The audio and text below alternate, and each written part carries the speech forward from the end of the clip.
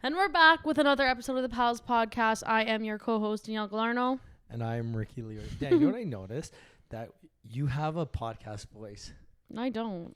Your normal voice and your podcast voice are two separate things. No, I think my intro voice is different than my podcast voice. Maybe it's your intro voice then. And it's not even my intro voice. It's my and first. welcome back to the... That's the only part. It's literally, that's the only part. Okay, so Ricky, who do we have on today? We had a friend of mine, Justin Lacchin. He's been on the podcast before. A great dude, financial planner, wealth management, financial planning. The original concept behind this podcast was to talk about, saving money, investing properly, and just being smart with your money, considering how tough times are right now with the high inflation rates, mortgage rates, groceries, gas, everything. And it did not, the plan of this podcast did not go according to plan, but in the best possible way. We ended up talking about life and like the psychology behind investing and the thought process behind it and the human element, and it was way better than I could have imagined. But he was also like guiding us through some of the his favorite books that have helped him. This was like a financial and a well-being self-help episode. Yeah, it truly was. Like I just overall, and I don't think any of us expected that episode to be like that. Yeah, no, that was the idea behind this episode was nothing like what I had originally thought in my head. But I'm so happy because this episode is way better than the one I had planned in my head, and I couldn't be happier about it. Yeah, and I had a lot of fun doing it too. Like as much as it's like, when we have some episodes and we're just like laughing and giggling the whole time, like this was like actual real conversation. I think that's nice sometimes, and it was good conversation too. It's like when you read the synopsis of a movie and the movie ends up being way better than the synopsis or the trailer. Everything's going to be better than what we're saying right now because I think it was a great episode. Yeah, honestly, Justin, thank you, buddy. You were great, phenomenal. If anybody is interested in, planning for the future, estate planning, wealth planning, financial planning, give Justin a call. He gave his number out at the end of the episode. He also gave his email, so hit him up. He'd love to talk to you. Yeah, I burped in my mouth there. But no, he's phenomenal. Justin, thank you again. This was a lot of fun, and I appreciate it. Yeah, I think that's it. All right, Danny. Let's fucking go.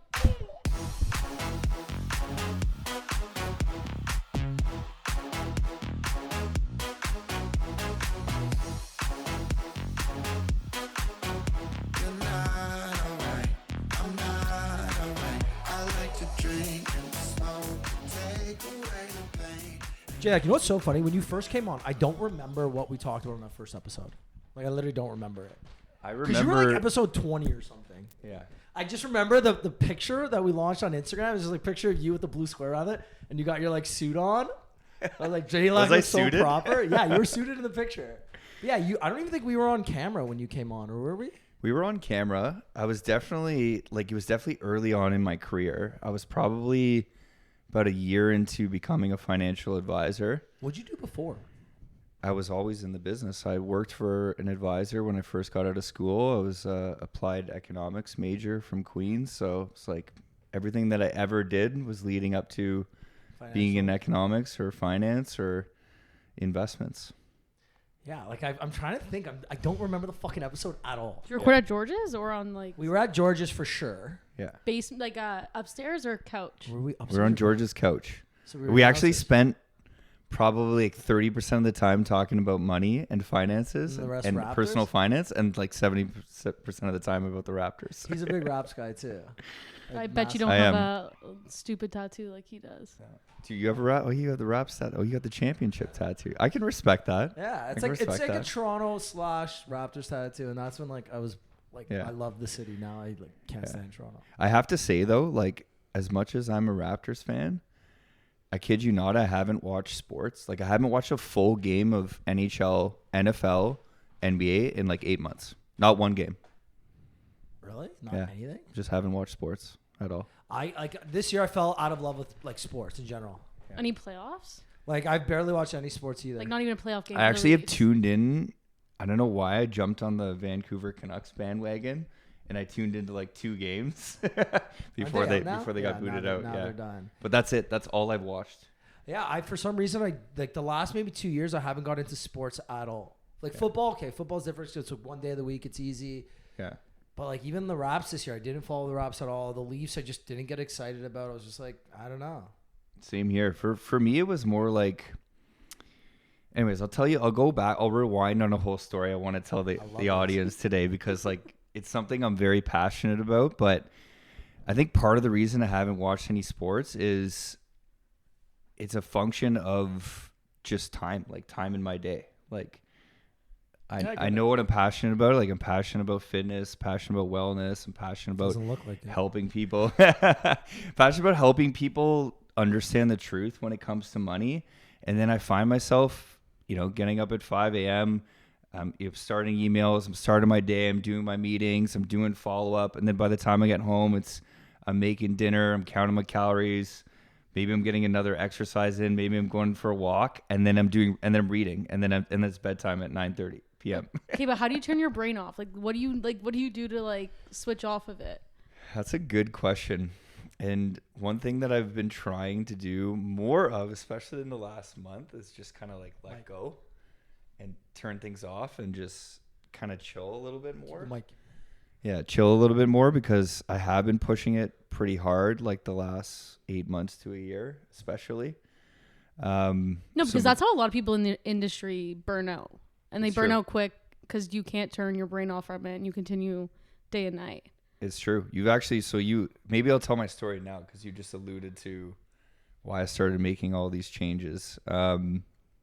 So I think it was like last March or April. So in our business or in our industry, we have a couple really busy times of the year. One is tax season. I'm an accountant, so like. Oh, you're an accountant. Okay, perfect. Like so my boss is he's a financial advisor. So okay, excellent. Yeah, I know exactly. So you were tricking me when you asked me what I did. Yeah. Then. So yeah, busy time of the year, tax season. Like everyone's filing their taxes. You're trying to get receipts to clients. You're trying to help them navigate taxes. You're working with the accountants. I think it was like last March or April. Business was growing. I had, very, very little help. Like we have assistants in our office, but I didn't have like a dedicated staff to me. So I was like doing everything from onboarding to marketing to meetings to helping people file their taxes, helping them engage with their accountants, and then just like all the regular advice and financial planning and investing and portfolio management all lumped into one. And then like April or May, the April hit the end of April 30th, and I was just gassed. I was just like burnt out. I was like, I don't want to do anything. And kind of more or less like I'm forcibly shutting down for the next 3 months, and I'm playing a lot of golf. And yeah. So what do you mean? Okay, bring it over here. Bring it over here. No, like just like this. Yeah. Okay. Yeah. I'm not going to. You're going to cut this and edit it out. So yeah, I like forcibly had to shut it down because I was like self-inducing pain. I don't know if you've ever experienced burnout before, but it kind of like puts a shock on your body and you get sick often and your mind shuts down and you get like very irritable and you get very angry.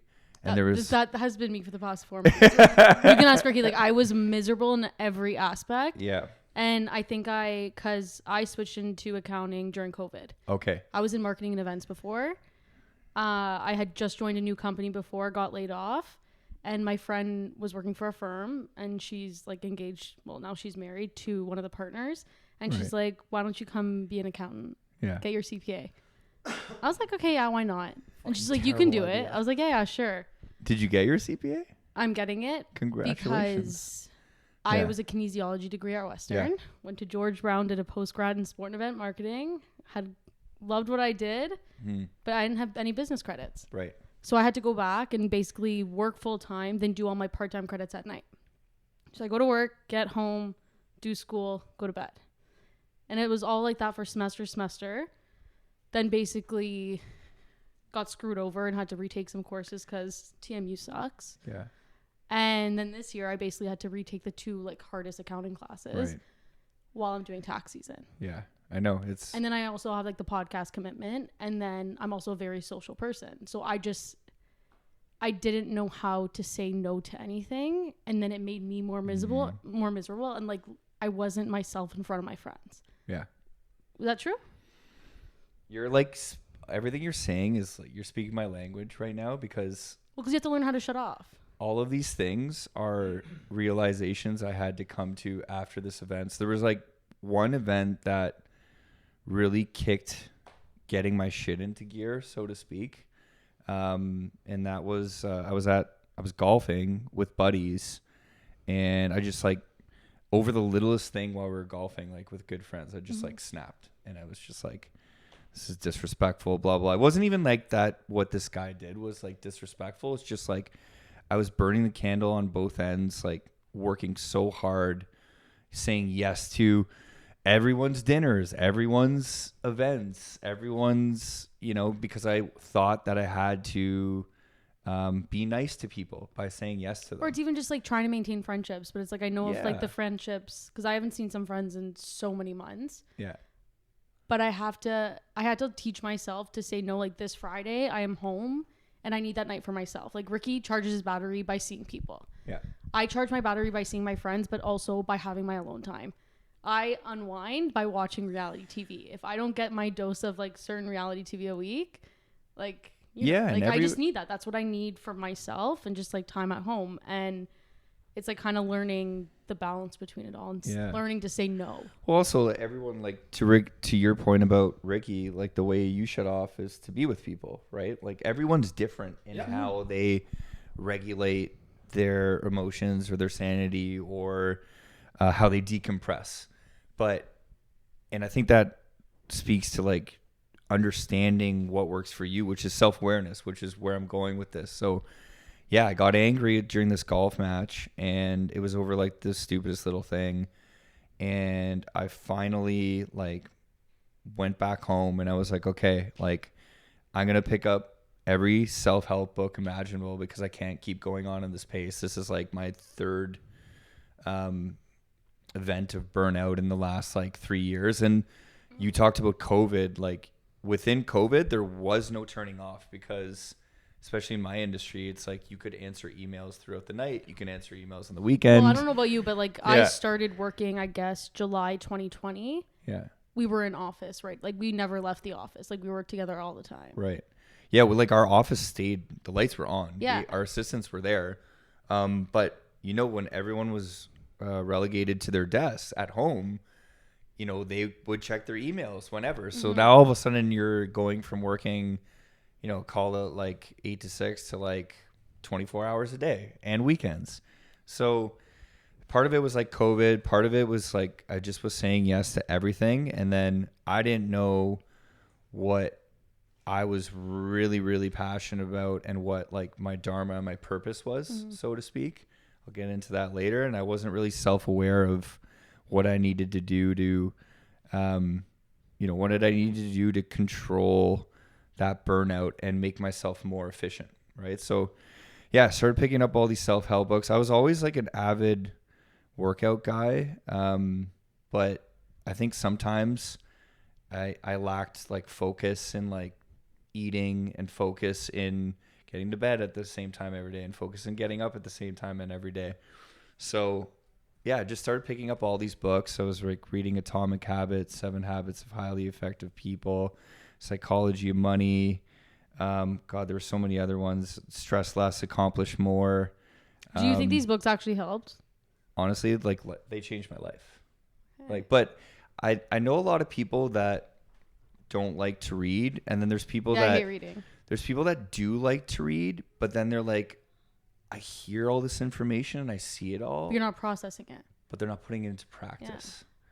Yeah. And I think it was like one of my business partners who was like, wow, like Justin, I've never seen someone with the ability to put and take action and put into practice what he's read.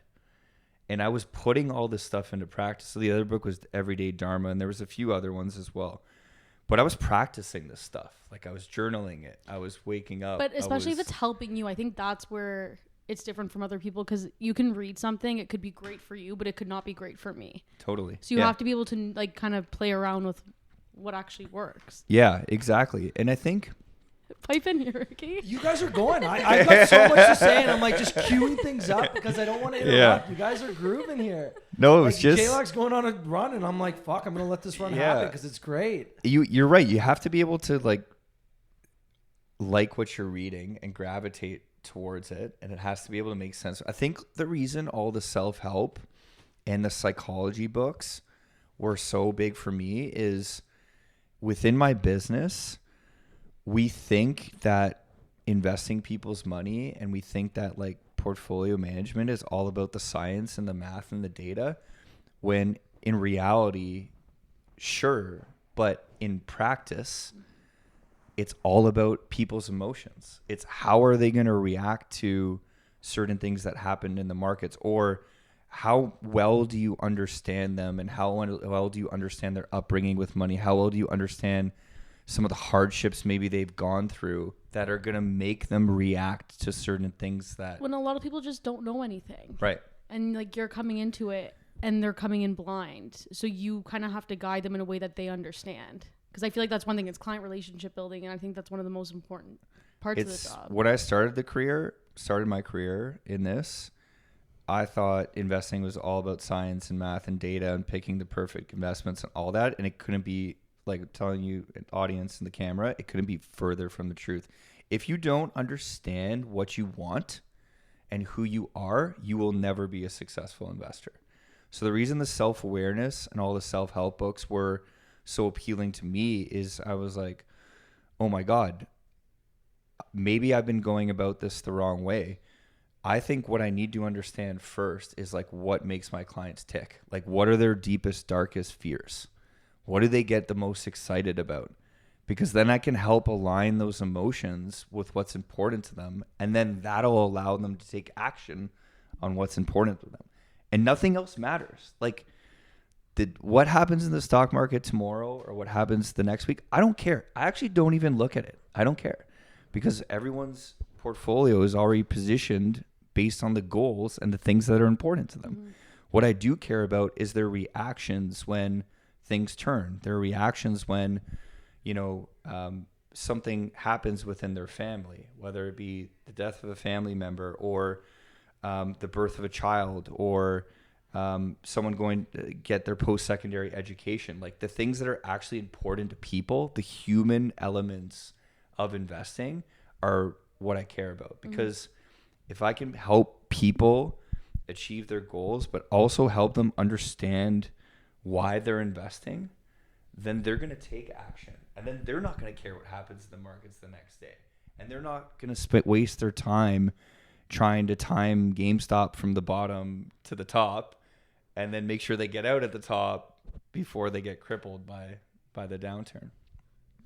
What are your thoughts on like these, I guess not new age investors, but like the Dave Portnoys of the world that I don't want to say, because they don't poke fun at it. Like they're not, but like they do it in a mimicky or a gimmicky kind of way. Like Dave Portnoy is arguably one of the biggest media personalities in the world. And like Davey Day Trader, for example. Yeah.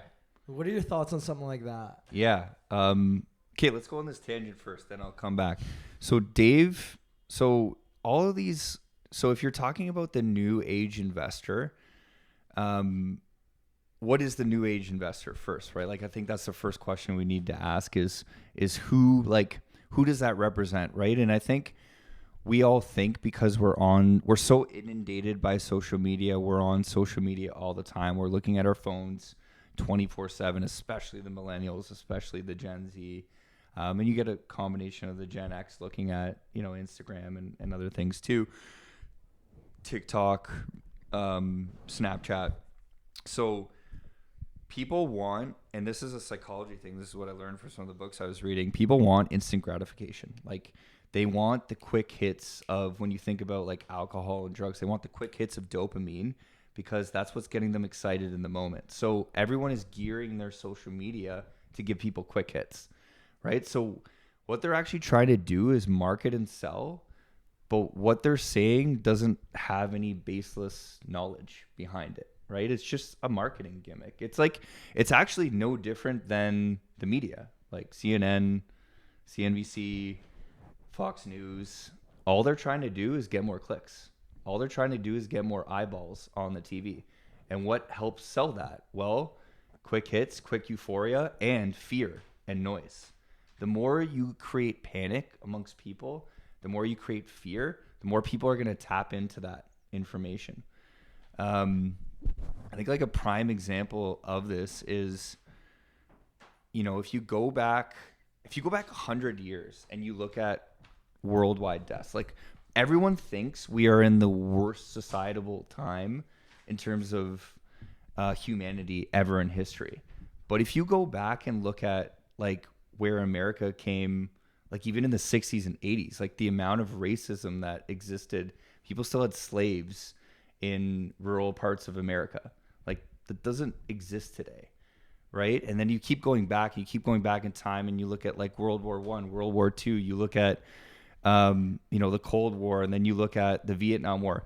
Millions of people died, like millions. And you look at a graph of like worldwide deaths from like the 1900s to now, and it's like the lowest it's ever been. It's just the media is telling us that everything's bad all the time because that's what's getting the clickbaits. Yeah, but you need someone to blame. You need someone to blame. Someone needs to blame something. So it's like 2 years ago, okay, who are we going to blame? We're going to blame TikTok and Instagram for taking up everyone's time and thing. But if we didn't have that, like, exactly. What? There's something else. So going back to like Dave Portnoy, so he's obviously trying to get clicks, and he's not a licensed advisor.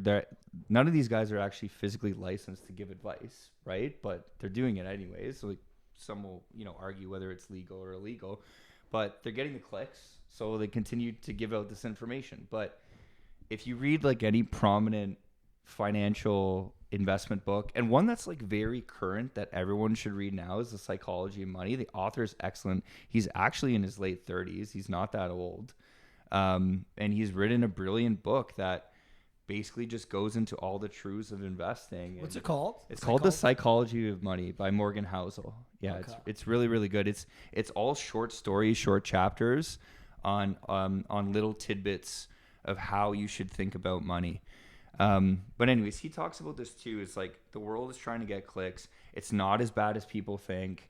People, democracy still exists. People are still getting up in the morning to go to work, to put on their working boots because they want to make money. And that's what continues capitalism, right? And that's why the stock market goes up over time. If you look at a graph from it, from the dawn of time to now, it's always gone up and to the right. And that's because of innovation. It's because of AI now. It's because of the Industrial Revolution before. It's because of computers after that. The dot-com bubble. Well, the dot-com bubble was a crash that happened after computers, but what resulted in that, which was the Microsoft, Google, Amazon, and Apple, was actually really, really good for humanity in a sense. But the Daves and all the other people, I wouldn't really consider those the new age investors, because they've done studies on what the new age investors want, and they actually don't want to trade and time the market. I actually just read a study yesterday about a company I work with, DFA, that actually goes into the data science and then actually asks and polls all of the US on what's actually important to them. And they found that millennials and Gen Zs actually, more so than our parents and baby boomers, only care about reaching their goals more than they do about the individual investments. So the new age investor... See, I like, again, that's a study, so you can't argue it. Yeah. But I find that so many of the people I know that invest in, maybe it's because of like Questrader and how easy it is to invest now. Like everybody who's got online banking, not everybody, sorry. A lot of people that I know who have online banking do either Questrade or they invest with their banks. Yeah. And all these different things. And I think I'm one of the only like passive investors that I know. Like, I throw money into the stocks I like, and I just don't touch it. I don't look. I don't remember the last time I checked my investments. Yeah. Just because I know I've got like a dozen companies that I actually like, or there's a reason why I have more S&P 500. Like, that's where all my money's tied up. And I literally don't remember the last time I looked at my investments. Yeah. Just because I know it's like, that's my retirement plan. It seems like and I sometimes but then like you say like that's what keeps me up at night too, because it seems like a lot of the people that I'm talking to in my circles are also doing the same thing as that. However, here's what's happening. They're new to investing. They're like, if you were thinking about it in the terms of like baseball and thinking about like innings, they're in like inning 1 and 2. They're just getting used to it. They're just getting accustomed to it. And guess what? They haven't been burned yet in a big way. I've been through a few cycles already in the last 12 years I've been in this business. So what have the downs in the last 12 years? Sorry to cut you off. Yeah. So obviously COVID was a big down at the beginning. obviously 2008 was a major down. So what happened people in don't 08? realize, The and recession. that The was the recession. great financial Right? banking crisis that happened from all the subprime mortgages going Big Short. defunct. Big Short. We got a Long house in story Florida short, because of what the banks did is they packaged a bunch of mortgages and they sold those packaged mortgages, and some of the mortgages within those packages were worthless, and then that corrupted Gotcha. or defaulted the whole banking system, So at least in the 08 US was at the one. time. So the markets actually, some markets were down almost 50%. And it took, so from 2008, it took some indexes more than 2 years to get back to where they were before. So if you think about it and you were an investor in the market back then and you were playing games with individual stocks and day trading and taking high risk bets, you got fucked. and you wouldn't have made money again for 2.5 years. So think about that. Think about what it would take mentally, what it would take. Fuck no. You know, what it would take. We talk about burnout and we talk about like stress and we talk about, you know, psychology, and we talk about, you know, people today under a lot of duress because of social media. Think about how catastrophic that would be for you in that moment to have to wait 2.5 years. Now, another really bad year recently was 2020. However, the markets recovered in 3 months. Like they were down 40%, and then they recovered in 3 to 6 months, depending on what index you were looking at. So it was very quick. So again, you know, people that are very new to investing, they haven't really been burned yet.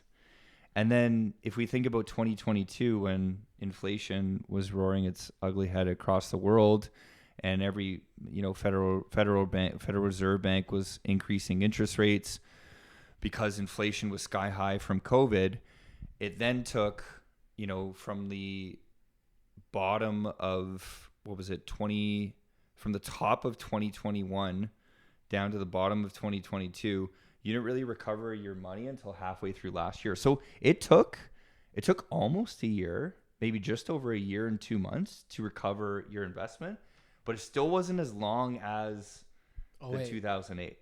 So what's happening right now, what I'm seeing a lot of, is people quite literally don't understand risk because they've never experienced risk. So what a lot of the first and second inning investors are doing is they're continuing to, you know, just as a monkey would, take darts and throw them at the board, and they're winning by doing that. And then what happens is they get overconfident from that, and you know, that creates a sense of euphorism that I can do this, like I can do this better than everyone else. But when shit hits the fan, so to speak, that's when the real pain is going to be felt. And then who do you turn to after that? So what's happening now is all these people are in the first and second inning. And as they go... I want to cut you off for a second, Jack. I think you are actually a fucking phenomenal guest. Thank you. Because you sat here, what are we going to talk about? Usually I guide the conversation and I kind of try my best to direct it. This is why I didn't talk the first like 10 minutes, because Danny was guiding it, but you were just going, and I was like, this is so fucking nice. I could just sit here and listen. I appreciate that. And you'll be like, well, you know, metaphorically, they're the first, and you'll just like, literally, you'll ask the question by answering it at the same time. Like, this is so fucking refreshing. I'm passionate about it, and I feel like it needs to be heard. So continue. Sorry. Yeah. So what was I talking about? I was talking about the early innings. So what's happening right now is people are new to investing, and what you see, like you see our parents, or you see maybe the Gen X, right, who first came out of school after the financial crisis. Like we were the 4 years after that. We were what, 2011? 12. Well, 2011, 2012. You're an 89. I'm a 90. Right. So like that's when the market already recovered. So I was in school in 2008, but when I graduated, that was like the last bad year of the economy. So really, like, we haven't really experienced risk, right? And me being a study of history, I know, you know, the baby boomers and the Gen X, they've been through this stuff already. And when you look at their risk tolerances, and you know, a lot of people will look at them and they'll chirp them and be like, well, you know, why you're taking so little risk, and you know, oh, that's boomer mentality. That's boomer mentality. Blah, blah, blah. Well, they're seasoned. They've been through it. They're in inning 11. Everyone else is in inning 2 or 3, and they haven't experienced risk yet, and they haven't been shit kicked by the market yet. And sometimes, inevitably, eventually, that can be a good thing, because what it does is it then takes that psychology and says, okay, now I understand risk. Now I understand that it's not just about picking stocks. Maybe I need a financial plan. Maybe I need to know how much I need to save in order to hit my goals, because at some point we could have a correction of 30%. We could have a correction of 40%. But what am I doing to prepare for that? Right? So, am I building self-awareness of my risk tolerance? Am I building self-awareness of self? Am I, as Morgan House will also say in his book, am I increasing my own income? Right? Because if I increase my own income, if I become a better entrepreneur or a better accountant or a better podcaster, whatever it may be, or a better construction guy, right? No, but seriously, right? Yeah. If I can become better at construction, I'm going to make more money. And then from that, I'm going to be able to put more money away into investments. And then what happens? It compounds and it gets larger and it gets larger.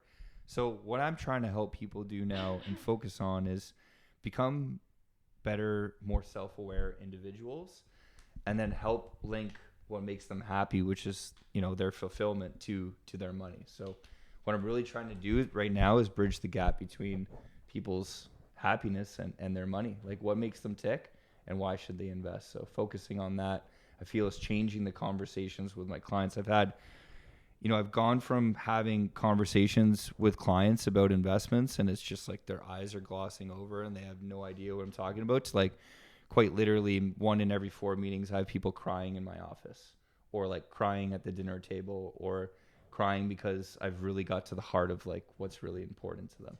I feel like it's more about, and you talked about this earlier, it's not so much about the money, it's about what makes them tick. It's the goals, the fears and that thing. Because look, I don't know how to say this, but like, investing is something that if you're smart and you do it and your risk, you can win at the end. Like, again, if you, just like you said, over time, if you're investing in the right things, it'll go up.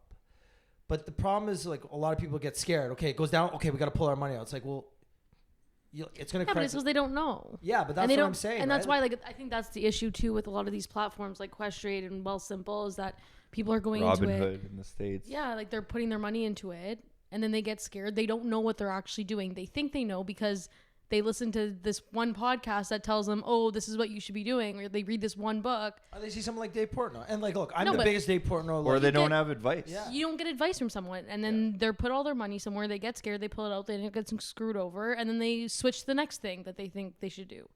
I think that's the... Right. What would you think? I see it. Sorry, go ahead. You go ahead. No, I'm just saying I see that all the time. Like, I see it in friend circles. I've seen it over the last decade in clients' portfolios when they want to go off and do things on their own, and they come back because they're like, I got burned. Well, I was just going to ask I didn't have you to tell me no and to tell me what to do. Like, how many people come to you, either come back to you or come to you after they got burned trying to do it themselves? Well, I've been an advisor now, licensed advisor, since the end of 2018 now. So no one's actually left my book of business. I maybe lost one client since that date because I spend time with them to understand them and hold their hand and make sure we're talking about what's important to them and building a financial plan. And well, I think it's the one thing that you said about learning about your client, because again, like, we have like the accounting, like, we're a very small firm, but we're full service. So my boss focuses on like financial, like his plans and whatever. Mm-hmm, mm-hmm. But she came in, like, one of our clients came in as an accounting client, and then she wanted to kind of switch over to his like services. Within a couple weeks, she's like, yep, he built a whole financial plan for her. Everything was good. And this is what she wanted. She's like, this is what's good. And then he realized she just wants her money out into real estate investment. And she's like, I just want to pull more out. I'm buying this new property. I'm pulling this. I'm buying this. He's like, okay, let's clear this out. Like, this is clearly not for you, not the plan we discussed. And he's like switching her whole thing apart because. Yeah. It's really about learning who the person is. It's totally it. And like, so we talk about full service. That's what I do for clients. Like I have people be like, hey, like I need to save for a home, and you don't care that I'm pulling out all the money. I'm like, no, I'm building a relationship with you for life. And like, I'm here to act in your best interests. Mm-hmm. So, you know, I'm not here to tell you one thing is better or the other. I'm here to ask you questions, find out what really makes you tick, what you want to do, what your goals are, what we're trying to accomplish. And then it's helping with the advice. Like, okay, let's go talk to a mortgage broker now to figure out, you know, if you can afford this. So like, then let's, you know, maybe let's talk about your insurance. Let's talk about your risk. Let's talk about your kids. Let's talk about your grandparents. Do your grandparents have an estate plan? Do they have a will? Does your parents have a will? And people say like that sometimes, like just like when people are just having conversation, like, oh, what's your 5-year goal? What's your 10-year goal? But there's more to that. You have to look 20, 30, 40 years from now, like especially at this age. Yeah. And you can compartmentalize those goals too, right? So I have, you know, I had 2 fact finds today with two new clients that I'm onboarding. And, you know, we're talking about their goal in 2 years to renovate their backyard. And then their goal in 5 years is to build a pool. And then their goal in 10 years is to, you know, maybe buy an investment property. But then their goal eventually, inevitably, which was everyone's goal, is I don't want to work till I'm 75. So what do we need to do today in order for you to create flexibility to do the things that you want to do when you want to do them earlier on in time? So inevitably, everybody has to save money. And I think what's being missed with the TikTokers and the Instagram influencers, like when they're all talking about money, is just the concept of saving money. Like, I think people are so bad at it, and we think people are rational. The prime example is athletes. How many athletes have their career and make all this money, and then something happens, they're out of it? Where are they now? If they don't have that next plan, where did their money go? They spend it all on booze, whatever, partying, jewelry, like, watches, clothes, like, you all know what that. I mean? Like, it's just not, they don't have gambling. Yeah, they didn't have someone on their side to kind of just like advise them, like, you need to have a backup plan. And so listen, so I see this so much in today's society, in, you know, circles of friends and all this other stuff. And you can see friends and you can see people have big wins. And by the way, this is a full chapter in The Psychology of Money with Morgan Housel. I feel like I don't need to read it. I feel like I'll just tell you the whole Chapter thing. 2. It's like Spark Notes. I love that you brought that up because, and I'm going to relate this to something else as well. But so in The Psychology of Money, they talk about this, and I see it all the time. And you can have someone who has quick success, like NFL player who just gets in the league, signs a big contract, or, you know, an athlete, pro athlete, or somebody sells their business for like a huge wad of money. But then there's so many stories of, okay, they do that, then they gamble, then they have quick wins, then they get too euphoric and too cocky, and then they start making all these investments, and they're winning and they're winning and they're winning, but they're gambling and they're gambling and they're gambling, and they're creating that mentality in their mind that it's okay to go back to the casino. And everyone knows the more you go to the casino, the more the house is going to win. So inevitably it's going to catch up to you. And this is what happens. So they say, I think it's 78% of NFL players go bankrupt a year after retirement. 1 year after retirement, after quitting the league. I think the stat for the NBA is somewhere near that as well. And I'll relate to this story. So I was at this conference, which this is also going to answer your question on who is the new age investor and what do they want. So I was at this conference called Future Proof in California last September. And this is when things really clicked for me, because I was already doing all this reading. I was already going down the path of self-awareness. I was already trying to understand what my purpose was, which was to help people align fulfillment and money. And then I get to this conference, and there's the one of the advisors that handles all of the NBA players. Basically, he's got like 40% of them, and he gets up on the stage and he starts talking, and he says his whole thing is about getting to know his clients very early on when they get drafted, and then helping educate them on having a plan, helping educate them. Like, listen, there's going to be people around you that don't care about you, and all they're going to be after is your money. And what I'm here to do is to have an honest conversation with you. You may not like me right now and what I have to say, but I'm always going to tell you it straight. And you're always going to tell me it straight. And we're going to have that mutual respect, because I'm going to be here to protect you and tell you like all the things that you need to avoid in the future, right? So he actually helps these NBA players avoid that, 78 or 80% of people that go bankrupt by simply just understanding them and simply protecting them and helping them say no to certain things, which I thought was like so profound. But it ties back into what you were saying at the beginning and burnout and like just saying no. Like a lot of what financial planning, and it comes down to just, I don't want to say being selfish, but it's like, hey, take care of yourself first. And like avoiding burnout, like you're saying, hey, say no to, like you feel bad saying no to dinners. Danielle says feels bad saying no to friends. But I'm no expert in any form of anything, to be honest. But my thing I'm very good at is me. Mm-hmm. I know me better than anybody else. I know when I'm tired. I know when I'm feeling great. I know when I'm feeling shitty. I know me better than anybody else, and I understand me better than anybody else. That's self-awareness. Yeah. And I have no problem saying no to fucking anybody. Like, hey, I'm starting to get sick. I got somebody's bat mitzvah, fucking baptism. Yeah, I'm not coming. Not worth getting sick. No, but this is like a prime example. It's not about being selfish. It's about knowing who you are, knowing what you're about, and knowing your purpose and what you need. What's important to you. But what you need. Like, I have no problem if I have like a big commitment. And I know that if I go and I'm going to get sick, or if I'm going to go to that commitment, I'm not going to get a good night's sleep and I'm fucked for a week. Fuck, I'm not going. I don't care. Yeah. Don't care what. And I feel zero sympathy or pain. You probably feel better. Yeah. I'm like, I didn't go and I fucking didn't get sick. And I never get sick. Literally, I had COVID. Okay, so I have sick. a little like contradiction here, and this actually has to do with me and you and this podcast. I like to go to bed early. I've realized I need that. If I go to bed past 11 p.m., like not in my bed by 10:30, I am miserable. Yeah. Ricky goes to bed at 12, and he's perfectly fine waking up at 6, going to the gym, doing all that stuff. I cannot. Like, if I'm in bed at 12, no, I'm up at 7, rushing to work. Yeah. He doesn't like sitting in traffic. He wants to do the podcast later. You know what? I work in Oakville. It is what it is. That's the commitment I made. I work there. I have a podcast in Toronto. I have to sit in traffic if that's what I have to do.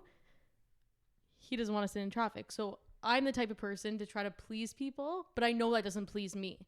So I almost have to say sometimes, like, no, you know what? We need to do this earlier. I don't care if, like, but again, it's also... You tell No, Ricky. but there's also... But I did say... No, I know, but 7 o'clock has been, like, a happy medium for us, because a lot of the time... No, 7 o'clock's not a happy medium. I fucking hate 7 o'clock. Okay. I fucking hate 7 o'clock. 7:30 is a happy medium. 8, if it was up to you me, want I'd me to be... come in at 7:30? I'm in bed in an hour and Buddy, a half. if it was up to me, I'd be doing these at He like texted me 8:30. today. He's like, do you think you can do 7:30? And I was like, you know what? I'm going on a walk with my friend. Yeah, that's fine. But, like... I actually would prefer earlier, 6 o'clock, 6:30. I'll leave work right at 5 if I have to. I'm not in my busy season right now, like no problem. But it also has to be compromised sometimes, and it can't always be about you. But like, that's what and I it said. can't always I be said, about if me. you want, we can take turns. Yeah, That's which what is I good. said. But that's what I'm learning about myself. Good. This is an honest conversation. I feel like I've created some. No, we're like we're pretty honest with each other. Yeah, we are. We fight like brothers and sisters, right? And it's like I have no problem. Like, dang, you're being a effing. And she'll be like, "You're an asshole." No, like today, like I was in a really bad, like I had a really bad morning this morning, and I'm like rushing to go to work, and I had like we just got back from London. There was like certain things I wanted, put stuff in the laundry, put the dryer on, go to bed. Yeah. Wake up, everything's wet, which you didn't let me say that today. So anything I hung up was fine, but I was in a rush, so I threw this like sweater I had on because like we're very casual at work, and I was like, whatever. We decided to go into like 3 walks, like 30 degrees. I'm like sweating. I was like, Ricky, I'm literally dying today at the office. Like, I'm in the car still sweating. Like, I just like nothing. He's like, well, you're a fucking idiot. You should have looked at the weather and wore like a t-shirt and just brought a sweater with you. I'm like, that's not my point. Like, I just like in this moment this morning, I just needed to get out of the house. I just put anything on and I ran out. Like, it wasn't like that. But he told me, he's like, okay, well, you're like, do you have anything else to say to me? Because I'm just going to hang up right now. Hangs up the phone. Like, that's how honest. I'm just like, this is a you problem. You didn't prepare. You fucked up. What's this have to do with me? There's something to be said about that too. Also, like on this note too, like there are days, and look, I have no problem saying I'm fucking selfish. I take care of me. My number one responsibility every day when I wake up is me, and when I go to bed is me. Because when it's not me, nobody else's top priority is me. Maybe Elaine's. Actually, not even now Elaine's top priority is me because she's got Roman now. So I'm the only one that looks out for me. And when I was at my fucking darkest days, I was the only one looking out for me. And I know that, and I will always, until I have fucking kids, I will always prioritize my physical, my mental, and my emotional well-being. Because when you prioritize those, everybody around you will benefit. It's when true. you don't, and like Danny's the opposite of me. Danny prioritizes everybody else's emotional, physical, But I'm and mental trying. well-being. I'm trying to prioritize fucking myself. Be selfish. No, I'm not trying to be selfish. I'm just trying Be to selfish. No, prioritize myself when I can. So literally, being Ricky's selfish- actually alluding to Chapter something- 3. No, no. Opposite. Stephen Covey's 7 Habits of Highly Effective People. This is actually something that changed my life. So one of the things that Ricky said earlier that sounded pretty harsh, but was like couldn't be truer than the fact was, this is a you problem and it falls upon you. Which, and I wouldn't have put it that way. It was kind of offensive. Nah, But the point is, no one's coming to save us. No one's coming to save you. No one's coming to save me. No one's coming to save you. The only person responsible for your life is yourself. And in order to say no, or in order to, not be in that situation where you're running from spot to spot to spot, you have to before time plan ahead and say, what do I need to do in advance of this event so that I can prioritize yourself, myself? Because like Ricky said, nobody's coming to save you. If you don't, and what he also said was actually pretty astute as well, because if you don't prioritize, going back to my moment where I snapped on the golf course, I wasn't prioritizing my mind. I wasn't prioritizing my self-awareness. I said yes to this golf day and I didn't want to do it because I was tired and exhausted. So obviously, naturally, was I a benefit or an asset to anyone else on that course? I probably pissed them all off. They were probably thinking, fuck J-Lock, why is he even Exactly. here? If you're miserable, get the fuck out of it. Go home. If you don't want to be here and you don't want to fucking, you're not going to give me 100%, you're wasting my time. Exactly. And sometimes I will literally, so this is also practice that I do all the time now from the 7 Habits. By the way, this is also a book that every single person in the world has to read. I think it's from the 80s, and it's like the most timeless self-help book of all time, because like everything he says is just like the Bible truth. Timeless, because I've practiced it and it fucking works. It works to a T. So one of the things he says to do is like prioritize what's important, and important things are exercise, mindfulness, eating right, people.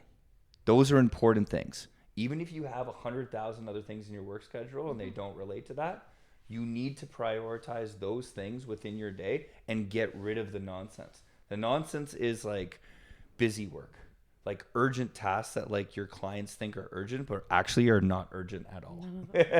They're actually they waste your time. They waste their time, when in reality, the focus should be on preserving yourself so that you can show up the best for your clients and for your friends and for your family. There's another book I read. I'm just going to touch on that for a second, Yeah. because like the partners at our firm, like they're husband and wife. Yeah. And like one of them's like my best friend, but they're true believers in like not burning out and like everything we talked about before. But this is literally last week. She had a really bad fucking sleep.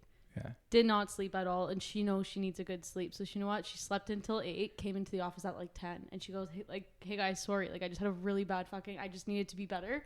I needed to do it for myself, and you know what? She had a great day after. Totally. It's like those little things. And like obviously, I'm very lucky that like they give us that opportunity if we needed it, but not everyone does. Point. Not everyone. Like I was talking to my sister today, and she, was talking about, some stuff that she was dealing with, and I was like, you know what, that could just be a function of like lack of sleep. And she's like, well, I can't go to bed at 9 p.m. because my boss will set up calls at 11 p.m. And I'm like, well, you should quit that job. Mm-hmm. And she's like, well, I can't yet because of X, Y, and Z. Yeah. What I'm like, but quite literally in my mind, there's no reason you should be in that job if you're not prioritizing yourself, because you're not going to show up as your best self. You are not going to perform to your best ability, and you may be missing out on all of your potential. It's not servicing you by doing Yeah, something you're forced. totally. But you're also not servicing like the greater humanity. Like, we are all put on this planet with certain skills and certain things that we are born to do. Some people know what they're born to do. Some people don't. Some people figure it out early. Some people figure it out late. At the end of the day, and our bodies are very good at telling us this too. Like, hey, They know. this is Body a good knows. situation. Like, this is what I'm supposed to be doing, or this is what I'm not supposed to be doing. Like, I know people who are just not happy. I'm like, why do you have a job? Well, I get paid good money. It's like, okay, but like, you don't seem fucking happy. Like, this is not for you. And like, I know this is random, but like, look at so I have a skin fungus. My body's telling me, hey, I need to fucking sleep. Look, I got fucking spots everywhere right now. Last couple of days, I haven't been sleeping. I've been traveling, partying, whatever. I know I need to sleep. Yeah. My body's literally saying, hey, sleep. Don't even need to think about it. I know exactly It's like what's slow happening. down for a second. Yeah, slow down. Take a minute. There are people that fight I don't want to say the common sense element of it, but it's like there's people that fight their body and their mind so hard because that's what they think they need to do. It's like, no, you need to do what your body, your mind, and your, for lack of a better word, heart tell you to do. Mm-hmm. Because the more you fight those things, you're literally doing yourself the biggest disservice you could possibly do. So I was going to tell you about this book. Sunil Gupta wrote it. It's called Everyday Dharma. And What's dharma mean? Dharma is your purpose. Okay. So it's like a Hindu word for your purpose, like your calling in life. And you just said it. People are miserable because they're not self-aware. They're not listening to the common sense things that their mind and their body is telling us. And they don't know what their purpose is. And you're right. Some people find their purpose later on in life. Some people find it earlier in life. And the story that this author uses, so I can't remember the tech company that he owned, but it was massive. And it's Dr. Gupta from CNN's brother, Sunil.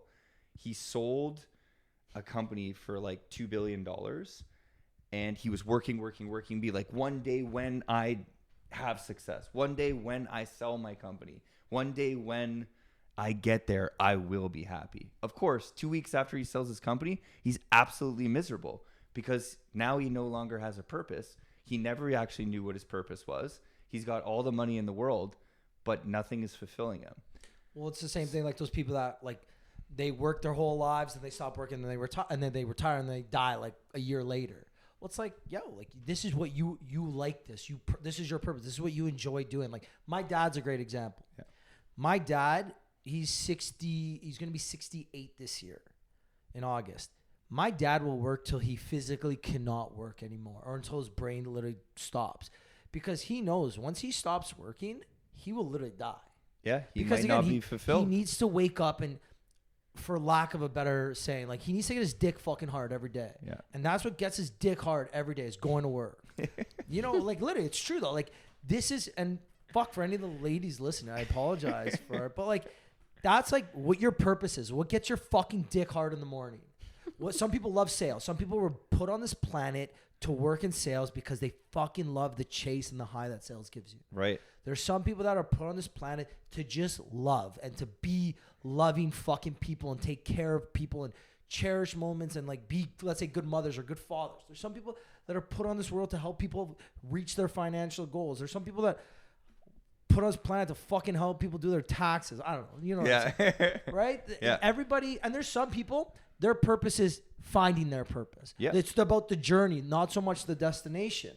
But it's like, hey, find out what it is. Find out whatever gets your fucking dick hard, whatever gets you up in the morning. And your body and your mind will literally tell you it. Yeah. So and some people try and fight it. He talks about this and he says it's within every single person. You already know what your purpose is. You just haven't Unlocked listened. it. You haven't listened to yourself. So he uses like examples of go to the grocery store or go to the magazine store, walk down the magazine aisle 5 times, pick out the thing that gravitated to you, like the most thing. It could have been you could be working as an accountant and Popular Mechanics was the thing you picked. It's like What? really you're Popular passionate mechanic. about. I don't know, just whatever. No, I know. That's what you were passionate about. But anyways, he goes on to say, like, so he goes back to like his roots in India and goes back into like the Hindu religion and like goes back to like a memory of his grandfather when he was like very, very young, and his grandfather was sitting on a porch, and his grandfather was a lawyer, and there was a lineup of people outside at 5 a.m. and he didn't open the gate until 8 a.m. and for 3 hours he sat there. So as we're talking about sleep, we're talking about preserving your energy, right? The grandfather knew what his purpose was. His purpose was to help people, but he also knew that he had to preserve his energy and he had to do what works for him. So he sat on the porch for 3 hours while a lineup of people ensued at the gate, and then finally let them out after he meditated for 3 hours. And when they came in, he didn't say a word to his grandson for this whole 3 hours. As soon as they came in the office, he was lively, he was helping them, he was full of energy, and he was able to give his best self to every one of his clients. So he talks about, I mean, this book is amazing because not only it helps people identify their purpose, but it also goes back to preserving energy and, you know, making sure that you understand yourself and you understand what makes you tick, because you can't defy any of those things if you want to be your best self, and you will be no value add to anyone 100% at all. I don't know, someone once tried to explain this to me, and I don't know what theory it is or what the thing is, but many of the biggest decisions of my life I've made off a coin flip. And someone's like, how can you make a big decision off a coin flip? It's like, it's not so much whether it's heads or tails or what decision you make. It's about that instant thought in your mind when the coin is made. So let's say we're thinking about canceling the podcast, and I say heads, we cancel it, tails, we don't. And I flip it, and it turns out to be heads. And my initial thoughts are, fuck, I don't want to cancel it. And I just say, okay, well, fuck, I don't want to cancel it. Fuck the heads and tails. I don't give a fuck. Because it's that instant thought. It's like when I ask people, like, what's the happiest moment of your life? And I ask so many people. When I used to date a lot, I would ask people all the time, what's the happiest moment of your life? And they would think of a moment, and they'd be like, let me think. I'm like, there's a moment right now in your head. And you're trying to think, is that the happiest moment in my life? But when I asked you that question, your brain or your heart or your mind, whatever, gave you that thought. Tell me that thought right now. They're like, but it's not the happiest. I'm like, there's a reason your brain went to it right away. It's that instant fucking thought. They're trying to find a moment that you'll think is just as happy as that. Yeah, They're trying to find that moment, but you're trying to find the instinct moment. Like, if someone asked me that question, I had a memory came up to my head. And it's like the smallest little thing. Yeah, well, I remember I asked someone, they're like, oh, when like my dad, like the moment in my mind right now is like when my dad bought me like this doll when I was 6. And I'm like, do you still have the doll? She's like, yeah. I'm like, is your dad still? She's like, no. I'm like, well, there you fucking go. Dolls like reminds you of your dad. Like that's fucking amazing. Mm-hmm. But there's so many times where people try and overthink things and try and overcomplicate things. Like, yo, just, I don't want to say listen to your body and your mind, because I'm not like some self-help guru. Like, I believe in very basic fucking principles. Like me, just like you said, this guy would meditate for 3 hours before doing anything. I know I need to go to the gym every single day. Yeah. I don't give a fuck what is happening in the world. You're swearing a lot. I don't care. I'm allowed to. I don't care what's happening in the world, what my day looks like. I will cancel anything or everything. I don't care to go to the gym, because I know if I don't go to the gym, I am putting myself second, and I'm putting someone else or something else first. Me and one of my exes actually used to fight because I'd have a crazy busy day at work. I'm like, I gotta go to the gym. She's like, well, we got dinner at 7. I'm like, okay, well, dinner's gonna have to wait 30 minutes. I gotta go to the gym. Like, were you really gonna go to the gym? She's like, yeah. Well, you can go tomorrow. You can go live. You can't skip one day. It's like, no, I can't. If I skip today, then I'm sacrificing something that means a lot to me. If I sacrifice it one day, then fuck, I sacrifice it tomorrow. Well, next thing you know, we're 10 years down the road and I'm not fit anymore. And then something that was once really important to me that brought me so much joy, peace, and happiness, I don't do anymore. And you let yourself go. And then next thing you know, you're 33 years old. And you're not as fit as you should be. And you're not as happy as you should be. Well, fucking right. That's not going to be me. You know how I know that, like, what that piece that you said about the gym, this is how I know that's factual. Like, for me, I'm the same as you. The gym and yoga is like my meditation. Right. I was gonna say, do you meditate? I actually do as well. Yeah. I meditate as well. But point of my story here is I got away from it in the last month. So like, I think it's literally a month ago today, I went away on a bachelor party. I had a great time. Don't get me wrong. I was with my best friends in the entire world. We were in Dubai. We went to Hong Kong after. It was luxurious. It was excellent. It was amazing. Honestly, couldn't have cared where we were. Couldn't have cared what we did. All I cared about was like being around my friends. Like that's what made me happy, like every single day. But since that date, I kind of got away from meditating. I got away from going in the gym every day. When you're traveling, you're not exercising every day. You're not eating clean. You're not meditating. You're not journaling. It's like, I was telling this to Ricky, like yesterday we got back from our trip Monday night. I needed yesterday to kind of just like reconfigure my life, but it was also just like taking a pause. Like, I'm looking for a condo right now. So my realtor was messaging me and I was like, you know what? Just give me the day. We'll talk tomorrow. Like, I need today just to kind of like sometimes balance myself out. Whereas Ricky can come back from a trip and he's like 6 a.m. gym, great day at work. Yeah. Come here, do the podcast, like do content that he needs to do, go home, whatever, does anything he needs to do. But like, I need that day. And like, I was like, okay, like I can't keep adding these days. Today I got to get back into it. Right. And so my point was like, before I left, and maybe for like the first couple of days before, you know, it was kind of waning and we're, you know, just drinking a lot and, you know, partying every day.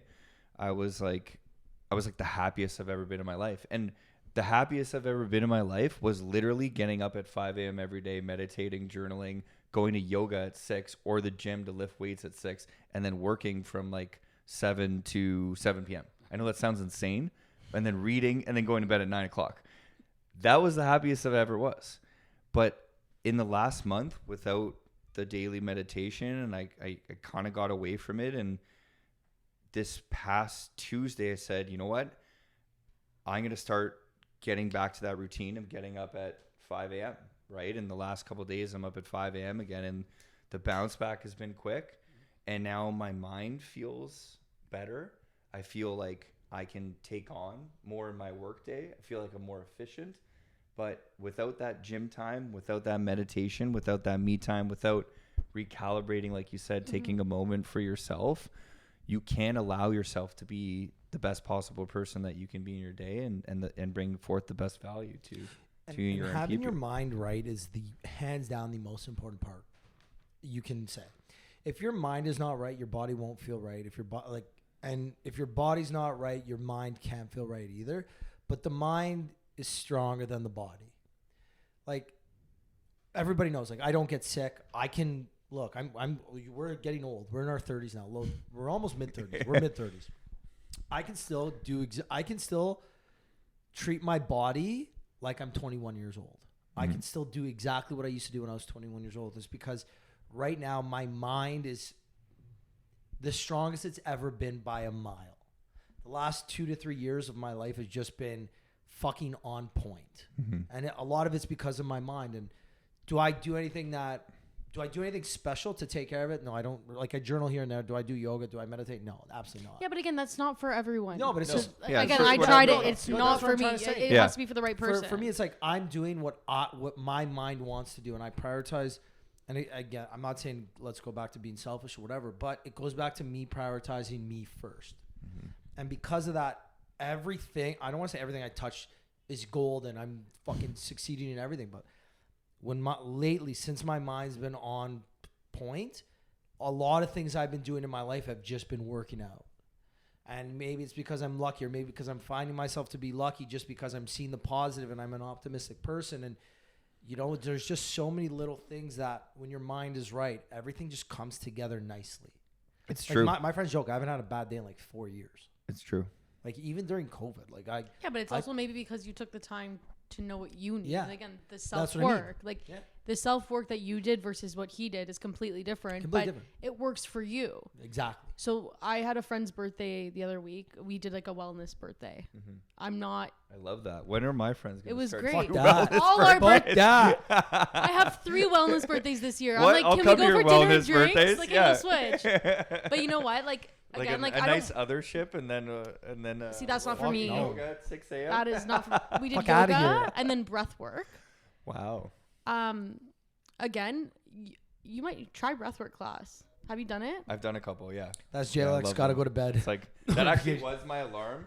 to say. Okay, that's what I'm nervous about my phone right now. That was my alarm to set a timer to say that's your next 30 minutes before you go to bed. So now I'm supposed to be brushing my teeth, and it's 8:45, by the way.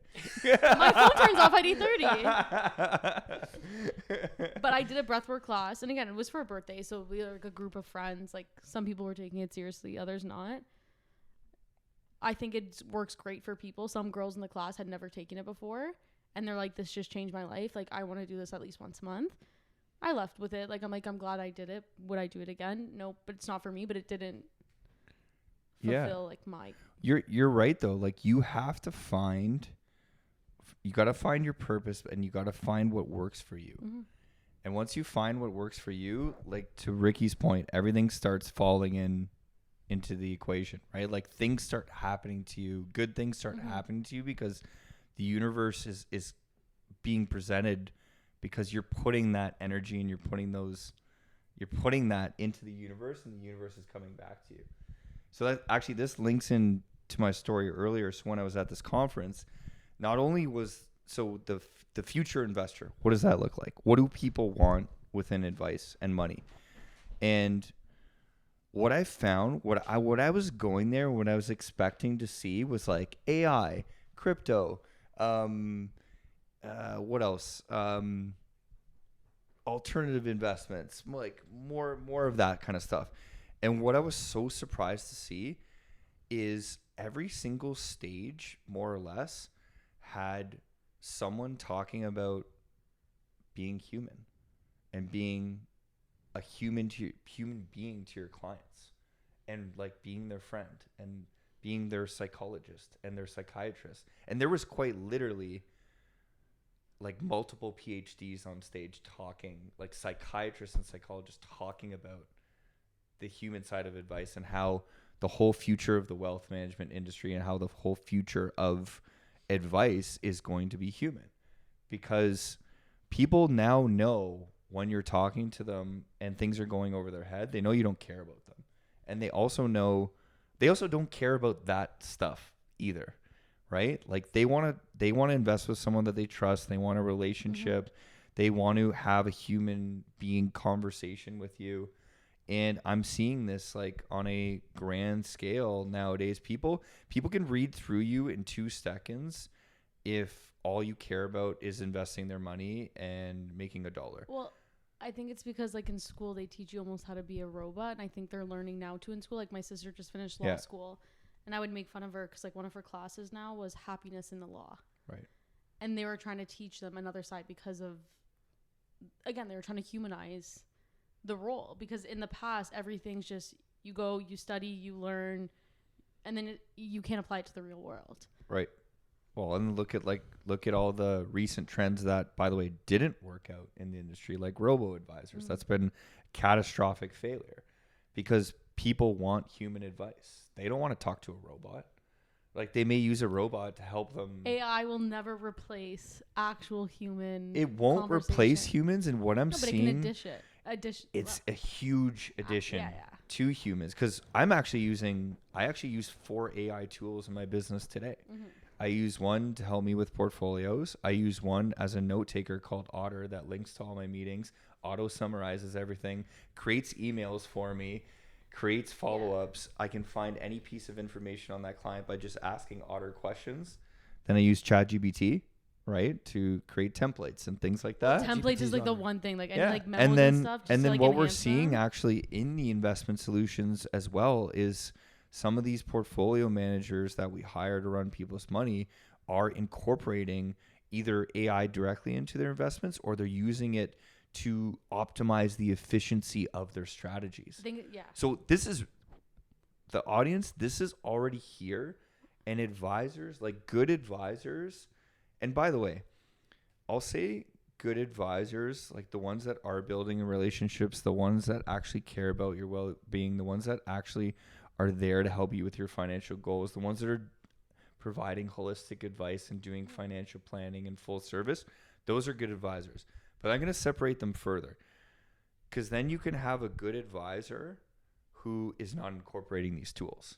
And if you are a good advisor who's not incorporating these tools, you're leaving a lot you're leaving a lot of efficiencies for your clients on the table. So I'm kind of bashing the older advisor a little bit, but I feel like I have to.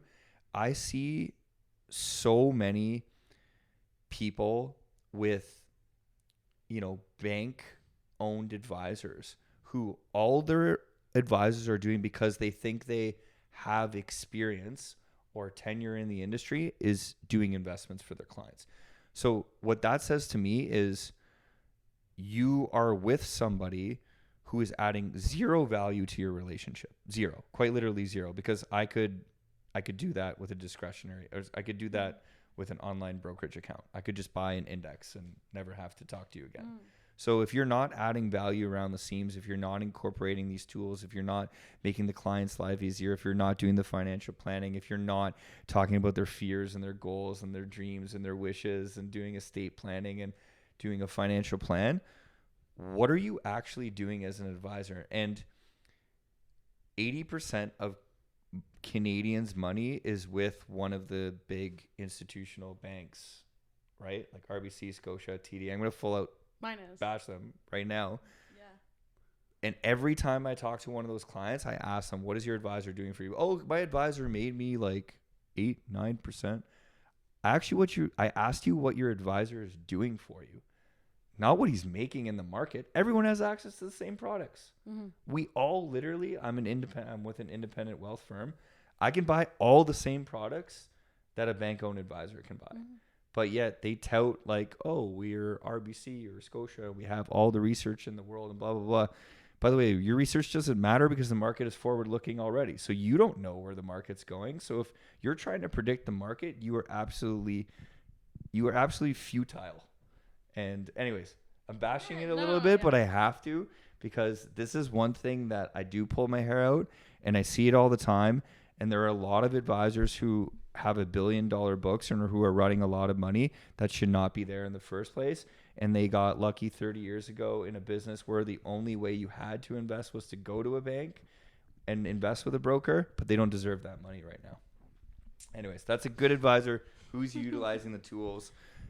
Those are the type of advisors you should be looking for, the ones that are doing a financial You're plan, saying getting the to know your good family. versus the great. Yeah. Yeah. You know what I mean? Yeah. Like, look, somebody that's doing the estate planning, doing financial planning, doing all these other things, maybe they're not using all the tools at their current disposal, and they're still good advisors. Yeah. They're still helping you prepare to hit your goals.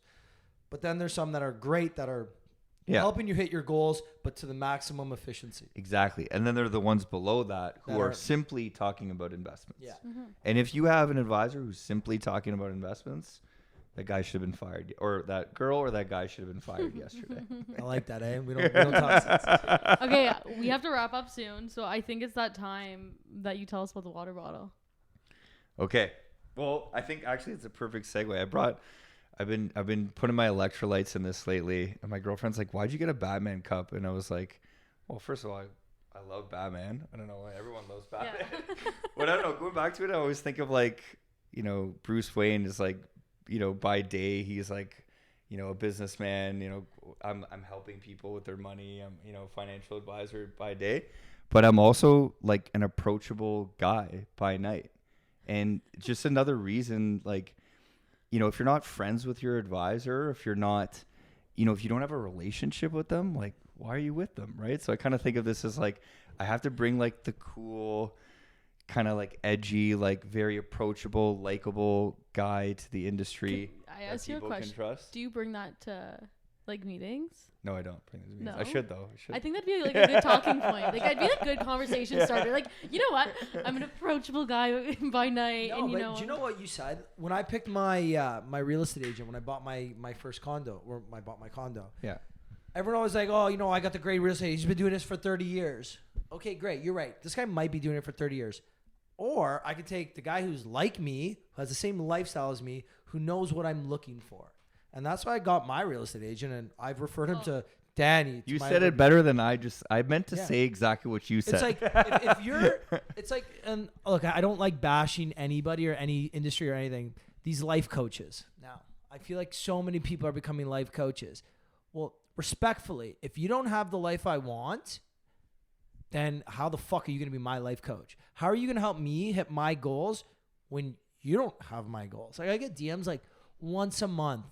People be like, hey, like I'm a life coach. I would love to work with you, help you achieve your goals. I'm like, no offense. What the fuck do you have that I don't? Yeah. What are you gonna, or like dating coach? Oh, I'll help you find the perfect person. I'm like, show me your wife. Show me your fucking wife. Show me your beautiful fucking kids. Show me your big fucking house. Show it to me. I want to see it. I want to fucking see it. If not, shut the fuck up.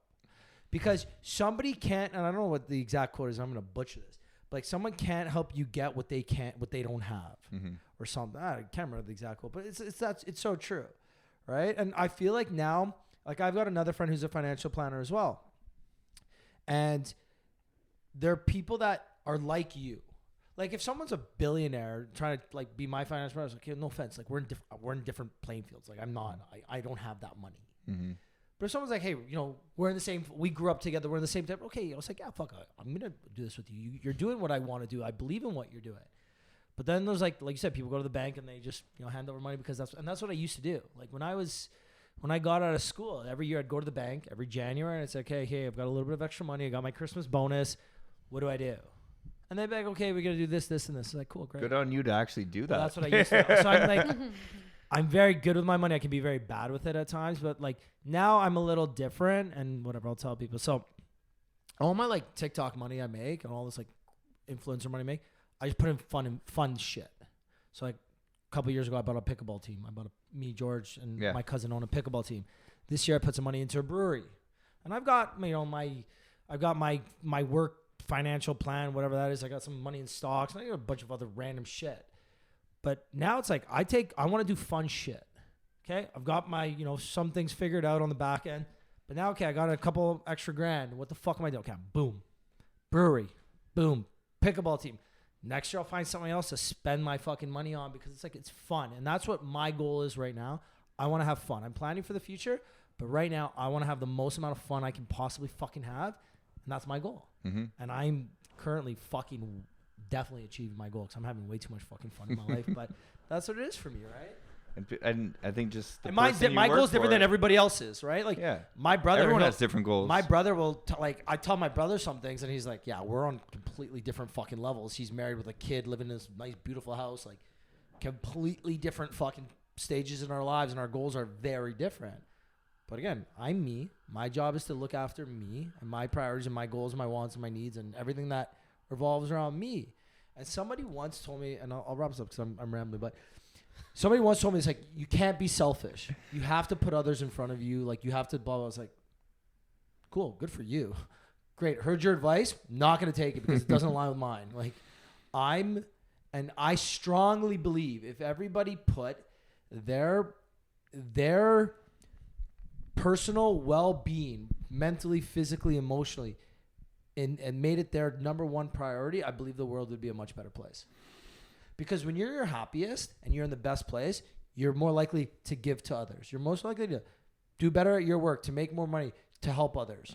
You're more likely to want to help others because you have more energy and excitement. You're more likely to be a better friend, a better lover, a better parent, kid, whatever. Yeah. So anyway. Well, you can do, I mean, you alluded to it very early on in this conversation, and I think it relates to investing no more than anything else. You got to take care of yourself first. You have to be selfish when it comes to money and your goals and the things you want to do, because then once you've built that base and that foundation, once you've saved the money year after year after year, then you're right. Then you're able to help out your family. Then you're able to help out your kids. Then you're able to help out maybe your friends, right? Or then you start a new business, let's say, or you invest in something which can hire other people, help put food on the table for others. There are so, like, I remember one of the things my dad taught me so my dad's got a construction business, fairly big now. But I remember once he told me, he's like, it wasn't about him and his brother, the co-owners, making money. If they went under, it wasn't about them. It was like, what are we going to do with all these people? We employ, peak season, 150, 200 people. Mm-hmm. Well, if we went belly up, what do these people do? How are they going to put food on the table for their families? So it's not so much about them anymore. It's about, what about everybody else? Mm-hmm. Because, and again, if the people at the top aren't the best and they're not grinding, they're not working and putting themselves first and doing all the things for themselves, think about the trickle effect that has on everybody else. Never mind me and my cousins and my brothers and what, like, my mom and my aunt and what that would have done to us. Never mind us. What about everybody else? right? But sometimes people don't say that, like, oh, we got to help others. We got to do this. It's like, take care of yourself. Be the best version of you. And like, fuck it. One more story. I watched this movie. It's about, it's called One Life. It's about this, a British man that went into Poland or a different country during World War II and saved a bunch of Jewish kids that were going to be killed. And at the end, so this one guy saved 622 women or kids, and he did it the legal way and got them safe. And he I don't want to give away. The last scene basically shows him with one of the young girls who became a woman. And you see he invited, I guess, the whole family over to his house for a pool party or a pool thing. And it's just, it's like him hugging this one woman now. But there's like 30 people around. And it's like this one guy saved this one person that ended up creating this entire massive family with 30 plus people or whatever. And like, I'm not saying that happens all the time, but again, one little thing and one right decision, one this can make so much. And maybe this is a stretch. I don't give a fuck. You get what I'm saying, right? Totally. I wanted to tell. Well, the worst part is I had so many questions well. I had so many questions about finance and investing and shit that I wanted to ask. Why don't we do a rapid fire right now to close it off? What time is it? We're good. It's our fucking podcast. Let's do a rapid fire. We can do whatever the fuck we want. Okay. Rapid fire. Go. One question I actually did want to ask: the average kid or the average person, let's say you're 25 years old, you're starting to save money. What's the one piece of advice you would give them? Ooh, that's a good question. The one piece of advice that I will give you if you are a young person trying to save money is that your rate of savings is more important than the return you're getting in the market. Okay? And I'll use a quick example. Okay? If I have $100,000, okay, and I make 10%, what is that? 10 grand. Okay? So for someone who has $100,000, that performance mattered a lot, right? The 10 grand mattered a lot. Now, what if I have $1,000 and I make 10%? $100. Does it really matter about? No. What mattered more? Let's say that person that started with $1,000 could save $1,000 a month. What would they have after 1 year? Yeah. $12,000. That's more than the $10,000, which is the 10% on the $100,000. So savings, and this is also in the psychology of money, the compound savings rate. People need to focus more on how much money they're saving than they do on to pick the perfect investment. The perfect investment, by the way, doesn't exist. Owning the market is just good enough. Maybe we can do a little bit better, but what's more important is how much you're putting away. That's the one piece of advice. I like that. It's like that thing where it's if you have a kid and you put $1 a day away into a savings account every single day. When they turn fucking 20 or something, they got X amount of dollars and some crazy compounding effect, which is so true. I think this is keep rapid fire. Let's do J-Luck, let's get you back. The reason I originally wanted to do this is because I know right now, like, everybody's tight on money. Inflation's going up, groceries are going up, rent is high, mortgage rates are high, interest rates are high. Everything's fucked right now. Anybody you talk to is fucking stressed about money. And that's why I want to get you on, because I'm like, let's hear from a professional. Like, let's hear from someone who's, this is your life. This is what you do for a living. Why me and Diana can sit here and talk about money, but it's irrelevant in the big picture. I enjoyed this philosophy of life and money talk way more than I enjoyed the original talk I wanted to have. That's good. I'm not even kidding. Well, we could do this again. But we are wrapping up. J-Luck, if people want to know more about you, what you're doing, if they want to work with you, where can they go? How can they find you? What's the best way? Yeah, best way to find me, actually just send me an email. So JLACCHIN@mwfi.ca. Or they can send me a text, 647-465. Your number I up? love it. No, fuck it. 3745. I was going to say, that's the first time anybody's given an email out on this. I fucking love it. J-Luck. Yeah. I fucking love it, man. Yeah, or you can go to www.mwfi.ca. J-Luck, I fucking love it, man. Either way. I take texts, I take emails on weekends. Like I said, Batman. Business by day, approachable by night. Approachable by night. I want to hear if you ever bring that to a meeting. I will. And what kind of meeting you're bringing that to. J-Luck, we will definitely do this again. You're going to be one of our first, or one of our few 3-time guests. We'll get you back on again. Guys, if you made it to this, we appreciate you. Give Justin a follow. Send Justin an email or a text. Give myself a follow. Give Danny a follow. And Justin, thanks for coming on again, buddy. Thanks a lot. Appreciate it. Appreciate Appreciate it. it, both of you. And we will see you guys. So am I. And we will see you guys next week. Cheers, guys. Bye. You like to drink and to smoke to take away the pain. And I don't remember all of my mistakes and every high.